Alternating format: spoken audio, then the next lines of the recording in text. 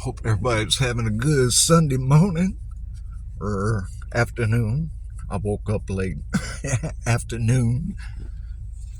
Anyway, I would like to say my opinion. I feel that there's hope for anybody going to rehab because I was addicted myself for a long time. And I'm talking about on everything: cocaine, drinking, weed, PCP, even sniffed some glue and paint thinner for a while too. I was hooked on that for a couple of years. And I just feel there's hope for everybody, man. I don't give up on them. Even if they're in addiction for 20, 30 years, I just believe there's always hope for Sharon, for Maddie. And that's just my opinion. And I'm going to say my opinion like everybody says their opinion. So nobody don't like that. I don't know what to tell them. Really don't care. But anyway, so I do feel that there's hope for everybody. But I really don't think jail is good for them, because they can get high in jail and stuff.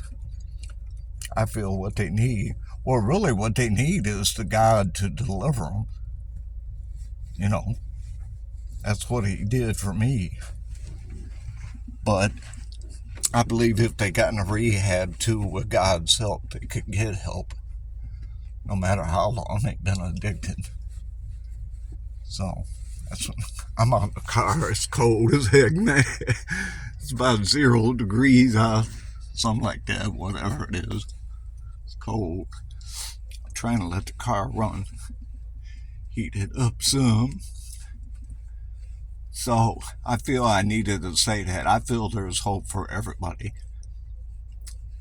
You know, it's just the way I feel. Because I've seen a lot of deaths and ODs. And I really don't want to see nobody go through that. You know, when they got a life and they could have so much, ahead of them if they got help. But I really don't think jail would help them. Because in jail, they could get high in there. They need a good rehab. They need God to intervene and take that desire away to want to get, stoned every day, high every day. And so that's my opinion anyway. People got their own opinions. I just hope those that are seeking help will get it some way.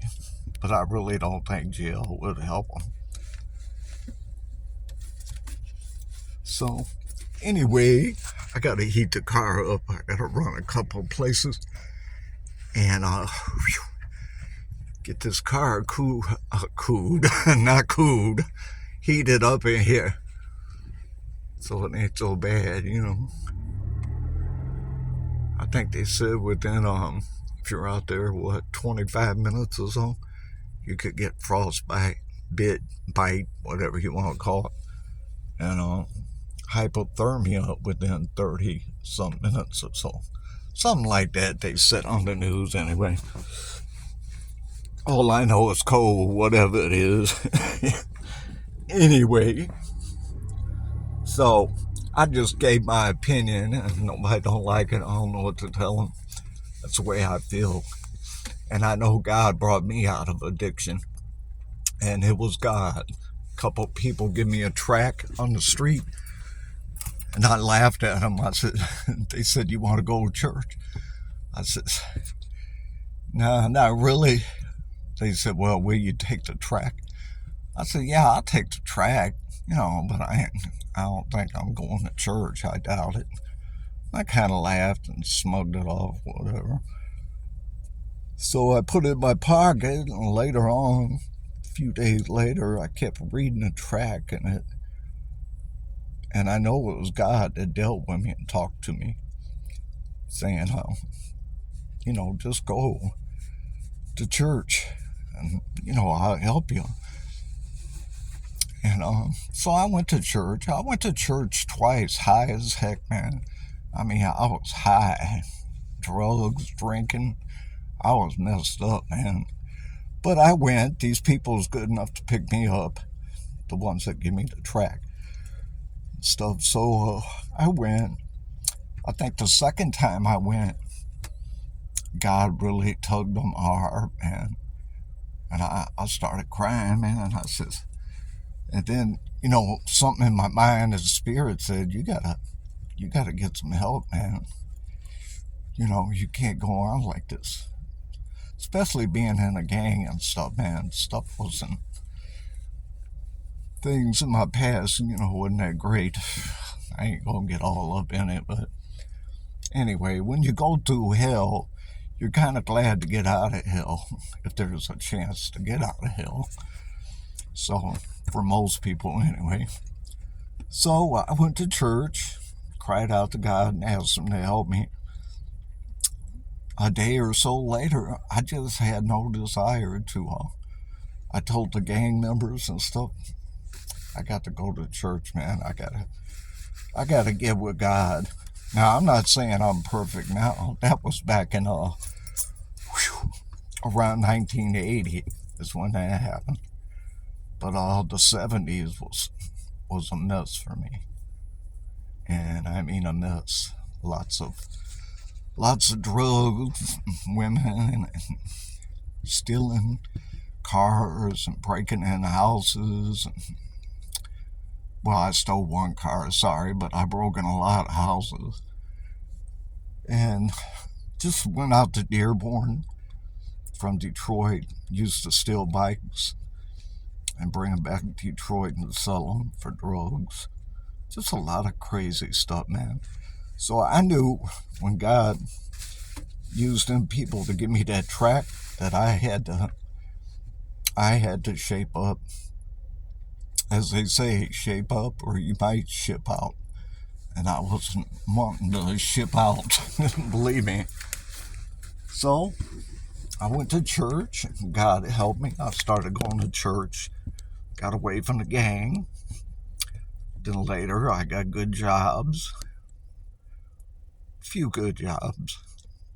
Last job was well, not the last job. The job before last was the city of Detroit for 20 years. Then I worked for the state for about 3 years.